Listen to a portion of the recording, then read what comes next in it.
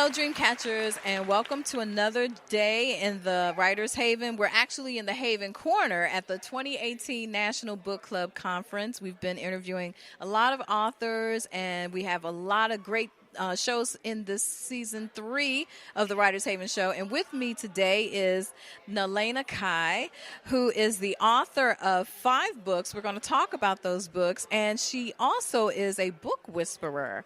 We haven't had a book whisperer on the show, so I am very excited to talk to her about that piece. But let's just jump in and talk about the work that you've been doing. So you have 5 books. What genre do you write in? I write in science fiction, contemporary fiction, women's fiction, erotica, as also inspirational fiction. Okay, and are you with a publisher or do you publish? Are you self-published? I'm a hybrid author, so I've been independently published as well as with Simon & Schuster. And those are the 5 that I'm promoting today, but I'm actually the author of 12 books. Now, see, you snuck that in. I didn't know about the 12 books. And it's in the genres that you just named. Okay, all right. So you call yourself a multi-genres, that's what I write in, but you called it, and I called it the book whisperer, and somebody else gave me that moniker. Okay, so let's talk about what that means.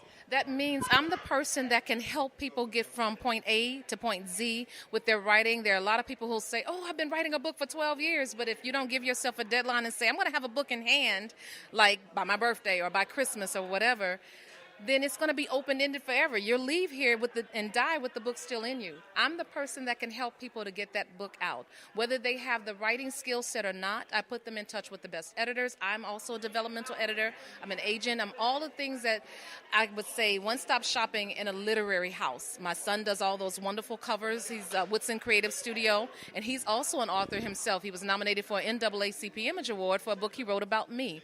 So everything that has to do with the industry, I'm the person that I wish I met when I first got in the industry. And that saved a lot of trial and terror. So for me, becoming that person for everyone else, getting them the quick and dirty, this is what you need to do, and letting them know if they're not prepared to do it. That's some of the hardest part of the process, because everyone has a story to tell. It's how to get them to tell it well. Wow, I love that. I love that. Okay. You've heard that first exclusively on the Writers Haven show. Okay, so let's get more into you, the author, and when you started and what inspires you to write. See, what had happened was I met this guy online. It used to be Microsoft had a network where people played cards and bid whist and spades. So he started writing to me in a private chat room. It was all these erotic poetries and then all of that. And then he sent me 2 paragraphs of all these wonderful, wicked things he wanted to do to me. And I sent him back 10 pages of techniques he needed to brush up on and things he was missing. And the pages that I missed and wrote to him over the internet became chapters 16 through 22 of my first book. And it was my minister. She became my minister. She encouraged me to continue to write for healing. I'm a woman that has been through the kind of things that a lot of women have been through. My father didn't respect my right to say no. My uncle didn't respect my right to say no. So I had all of these things that have happened to me. And my mother gave me away at birth, and I was actually adopted by my biological mother. Yes, I'm a product actually of rape, and she gave me away to somebody who would love me and take care of me. But that person, who was my aunt, she actually ended up in prison 18 months later, and I ended up back where my biological mother never wanted me to be. And the abuse was exponential. That was the path that my life started on. And until I got to writing, that path didn't unwind to a point of healing. And my first book, it took my 15-year-old son to read She Touched My Soul. He says, Mom, you can't put everything that happened to you in one book. He says, you bring the reader down so low they can't get back up again. And he said, and your good male, M-A-L-E, your good male and your bad male count is off. And I said, oh, my God. I took my book out of print. She Touched My Soul. I took it off the shelves. I took it out of print. It took me 15 years to heal to the point that I could write from a point of a survivor and not a victim. And he ended up doing my cover for the new book. And I argued with him about it because I wanted it in black and white, and he did it in color. And he says, and I said, no, I want it in black and white. He says, Mom, you don't live in black and white anymore. This is going to be in color, and it's one of the best covers he's ever done. But all of my books have a splinter of my soul, because each element of my healing is written into the character and the fabric of their background. Okay, so what inspired you? I mean, so you're saying it's your life story, and then you thought, okay, I need to as part of the healing process, I need to just vomit that out, just get that out, write about it, be authentic about it. And that was the start of your writing career? Actually, I wrote 6 novels within a 2-year period. I write longhand, yellow tablet, blue ink, and I kept writing until it all poured out at that time. And some of those sat on the shelf from year 2000, and some of them are just now coming back to be written. I've written stuff in between, but the stuff that I wrote earlier that had to sit because that's where all my pain was. Now I'm able to deal with that and write it in a way that I don't drag the reader down into the valley of condition. Wow, you just kind of blew me away. What question was I going to ask?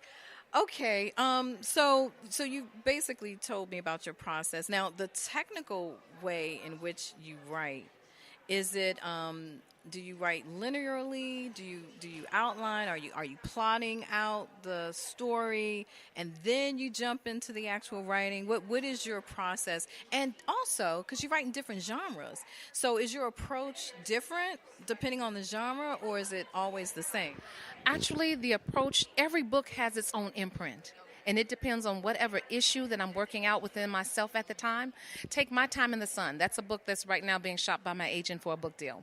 That book came as a result of the fact that I was working on another book. And my editor said, you know, Lisa's my real name. She said, this book, we can put it out, but it won't be Naleighna Kai standard. And I said, oh, okay, so what does that mean? She says, we need to write another book. Oh, but I need to have it in hand in a month. Okay, so now I scrapped that, and I had one opening line. I cut him until I felt better. And what came from that is a story that happened with my niece and my sister, and they were both victims of child sex trafficking. So in that story is the background of a first lady who does not believe in God. And it's because of her past, but her husband, who's a pastor, who she married before he became a minister, he doesn't know of her past. But the assistant minister in that church wants the church. And how does he do that? He attacks the man's woman in the middle of Sunday morning service and stands up and says, our first lady was a former prostitute. So they're in the split. And the pastor has to wonder, wait a minute, I counsel women in this. What is it about me that my wife couldn't come to me with that? So the story is more about my struggle with faith. Where was God when all of these ugly things happened to me? Where was God when all these ugly things happened to my sister and to my niece? So I'm writing my pain. I'm writing my struggle all in this. And I wrote that book in 5 days. That's because, here we go again, that's that process. So that book came that way. It wasn't in chronological order. And I don't always write in chronological order. And some of the books, they come with the message first, the theme first. Sometimes the ending comes first. Sometimes the beginning comes first. But it's always about the message, more so than anything like that. Then sometimes half the book is written, and then I have to start plotting it out. And sometimes the plot comes. So each book has a different imprint, depending on where the message needs to come from and where it needs to go. That's powerful, very powerful. All right, and so you have 12 books. Are they all under the same pen name? Yes. They are. Okay, and the different genres that you're writing are also under the same pen name. And you've written for how many different publishers? You mentioned Simon & Schuster. Brown Girls Publishing, and my house is Macro Publishing Group. And when I first started, I started publishing other people. And then I realized that publishing other people means babysitting other people's children means I was neglecting my own. I wanted everybody to write when I started writing.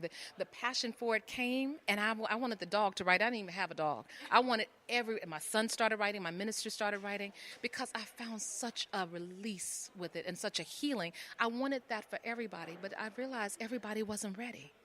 And that was my biggest lesson to learn, is to when to jump in and help and when to stay back on the sidelines and let people roll on their own.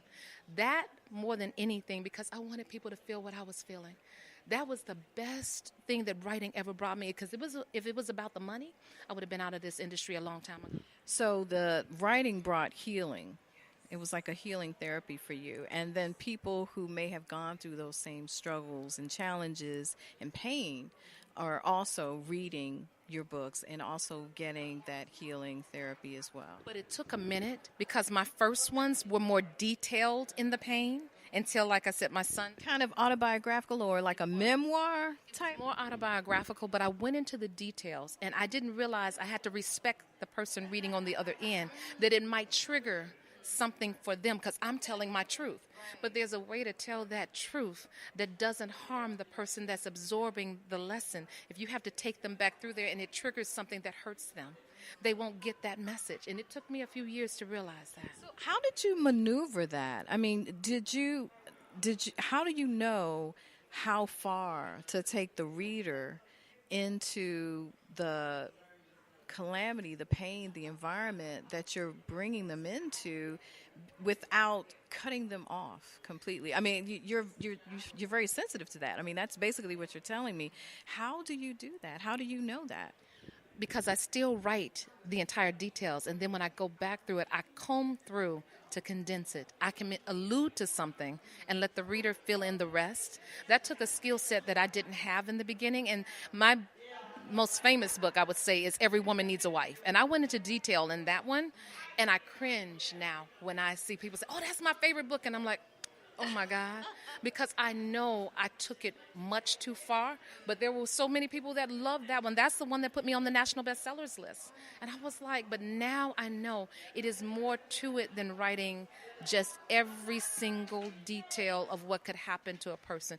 People already have that internally. There are more women who are molested and raped before they even turn 12. So they know that already. I don't have to take them through that. But it took me healing to understand that my words have a kind of power that I have them hostage for 6 hours a day. Right, I don't need to hold them hostage in their pain and mine. So have you ever thought of doing a nonfiction book that really got into the depths of that? Because unless I missed it, the books you've written are fiction. Most of them are, but I did write a book with my minister called Speak It Into Existence, and that has some of the nonfiction elements, as well as I did do a special edition of My Time in the Sun that has the memoir in the back that tells that's the story of the First Lady who doesn't believe in God. I have in the back the real life story and the instances and the lessons that I learned based on, so it's part novella and part memoir.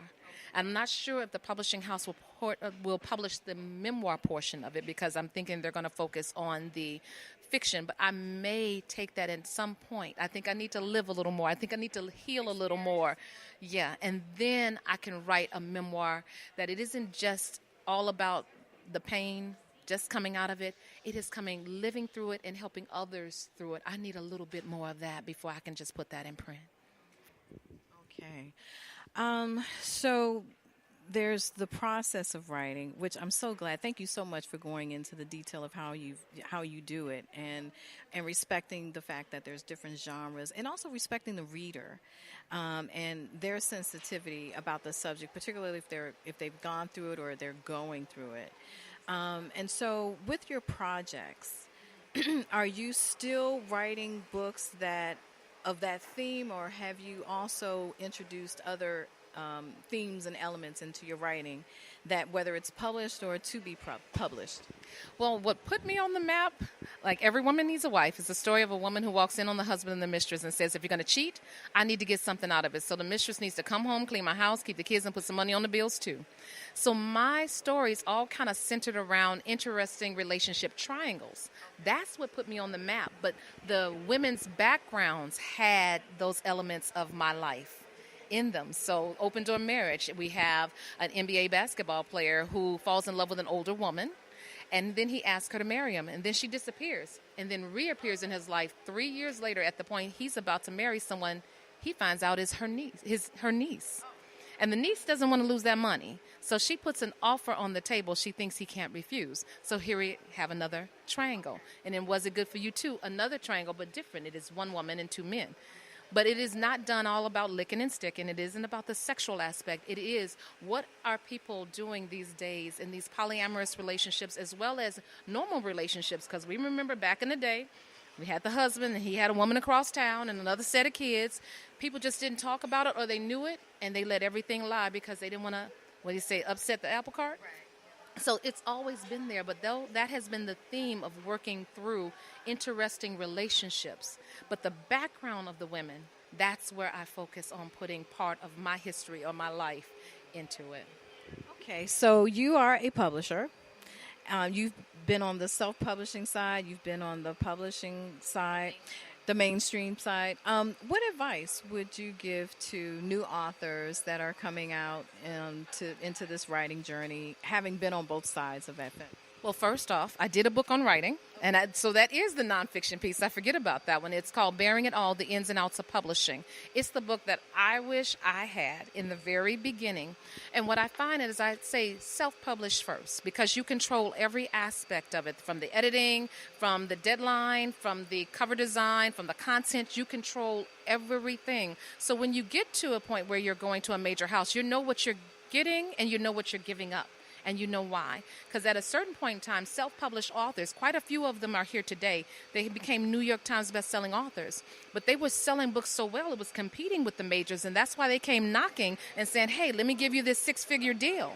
And it got to be a point that the publishers were kind of like, okay, we need to put them through some hoops, so that they had to go through distributors. So they started giving the self-published authors hell.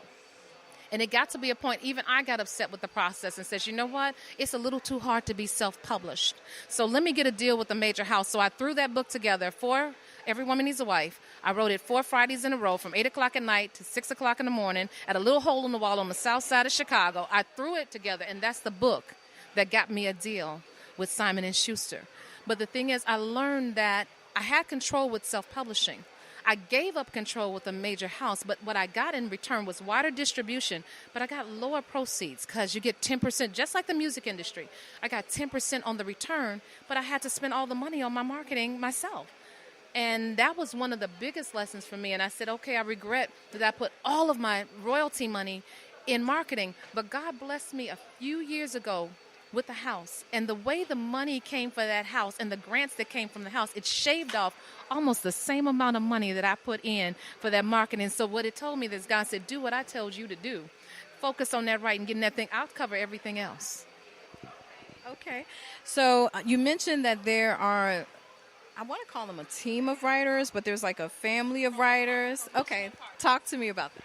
I have a group, and it's called the NK Promo Partners. And I also have a separate group that we're doing anthologies together, and it's called the Naleighna Kai's Tribe Called Success. Yes, indeed. And the interesting thing about all of them is that we're stronger together. We pool our money to do ads in major events like the Black Women's Expo in Chicago, the Black Women's Expo in Atlanta, the Cincinnati Music Festival. So we'll take out print ads in major events as well as literary events as well that have program books. And then we do marketing materials like the one you held up earlier. We do that together because instead of spending thousands and thousands of dollars on our own, we can spend hundreds and do it together. And it has worked exponentially. Several of us have hit the national bestsellers list. Several of us have increased our sales, but also our visibility. But we love, even here today at the National Book Club Conference, I have a couple of clients. They shared a table together, and they did well together. And then even though the others aren't here, I promoted them with a contest where the readers had to look at all the covers that they were wearing on their badges and were like trying to match it up, which means I was advertising for 8 different covers and 8 different authors at the same time, and it was fun doing it. So everybody kept looking and saying, oh my God, I got to get this book, I got to get that book. And it does it for little or no cost to them. So your marketing expertise obviously kicked in for that, because that's an awesome idea. So what advice would you give to an aspiring writer? So we talked about those who are going into the industry and just trying to figure out the self-publishing versus getting an agent to market your book to a major. But as a writer, what advice would you give to another writer that's looking to get where you are in their journey? Don't do it for the money.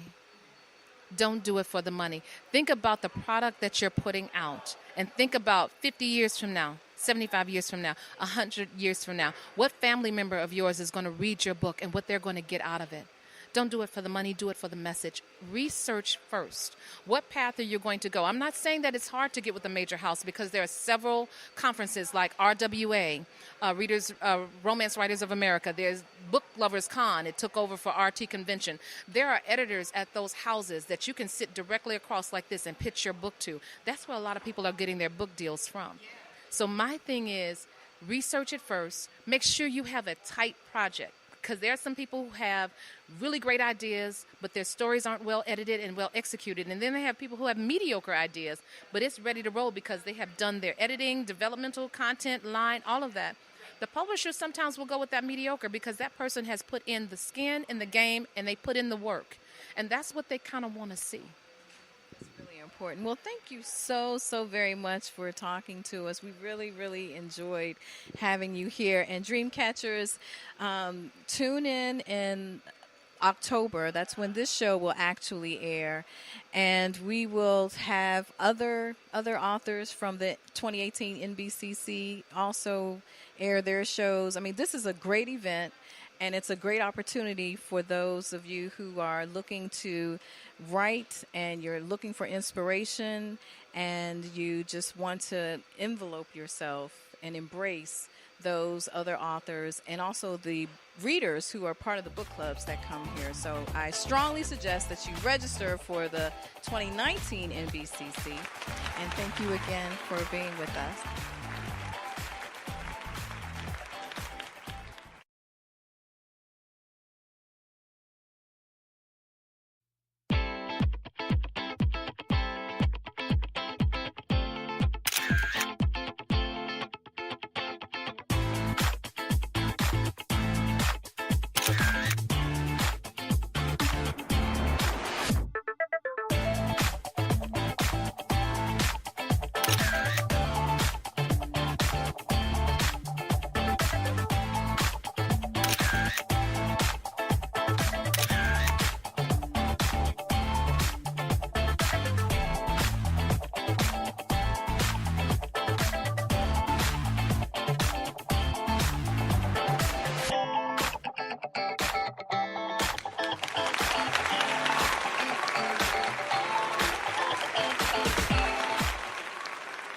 Okay, and so being a self-published author, or actually you're with a publishing house and you have a team of people that look at your books and make sure that everything is okay.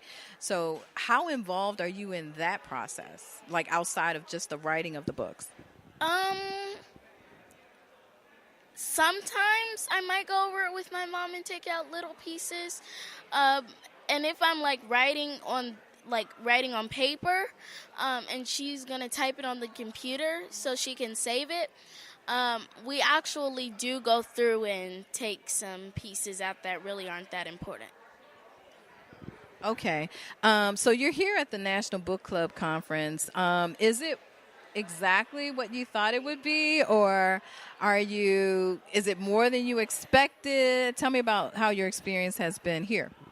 Well, it really has been more than I expected, because I was here last year and it was very fun, and so I do expect.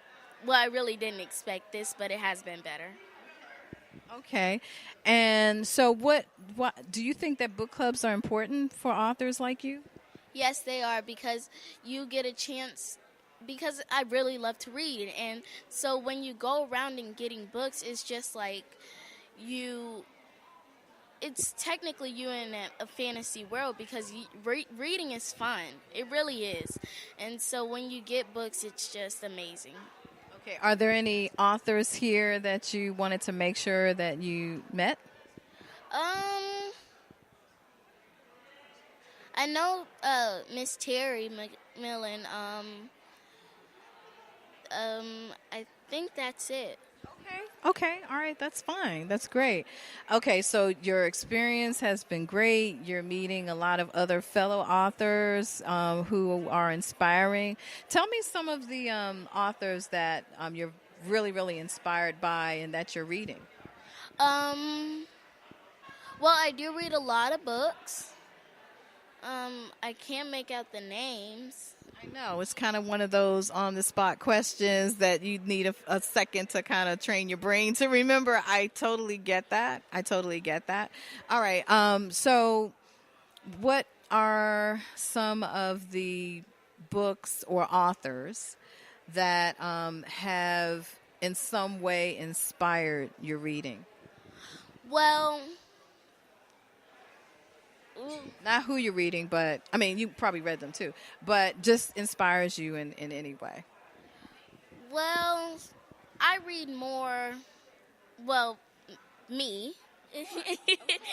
Are there any other young authors that do you? So tell me, what kind of books do you read? Let's do it that way. What kind of books do you read? I read scary books. Do you read like the Goosebumps series? Okay. I have like 1 or 2 books on Goosebumps. Okay, that's not good. And wait a minute. Oh, okay. I don't know if I killed it, but okay, let's pick these up. That's all good. That's all part of what we do. Okay, so let me see. There was one other question. Oh, what advice would you give to aspiring writers? Shine bright. Shine bright. What does that mean? Meaning be yourself and don't let anybody take you down. And that's very important to life and the writing process, I'm sure. I mean, especially with the themes of the books that you've written, I can totally see that connection. Okay, what are some of the greatest achievements as a writer that you? Because this is something that a lot of people may not know. They see you as the writer and they read your books, but what are some of your greatest achievements that you want to share? I know writing the books, getting them published. I'm guessing because this is something that I would have never thought I would have done, because when I was younger, I also have a passion for gymnastics, and so I thought that was going to be one of the main goals in life, but this is another one, a very great goal. Okay, and you see yourself having a career totally and completely as a writer? Yes, ma'am. Okay, all right. Well, thank you so very much for coming on the show and spending some time with us. And Dreamcatchers, we're going to air this show as part of our Season 3 series of shows where we're highlighting authors and filmmakers. And so definitely stay tuned for not only this show, but other shows that are coming down the pike. And until we meet again, catch fire on purpose.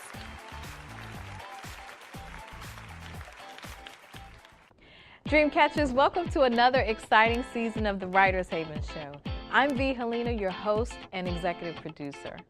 The Writers Haven Show was created to showcase the passion, process, and projects of writers of literature, television, and film. In our 3rd season, we've expanded our programming to include songwriters. We hope to inspire and motivate you with this season's lineup of artists. Stream our shows on iHeartRadio, Spreaker, iTunes, Sonos, SoundCloud, Spotify, Alexa, and YouTube. We drop new episodes every week, so subscribe and never miss a show. Find me on Facebook, Instagram, Twitter, and Tumblr at Author V. Helena, and visit our website at www.writershavenshow.com. See you in the Haven, and until next time, catch fire on purpose.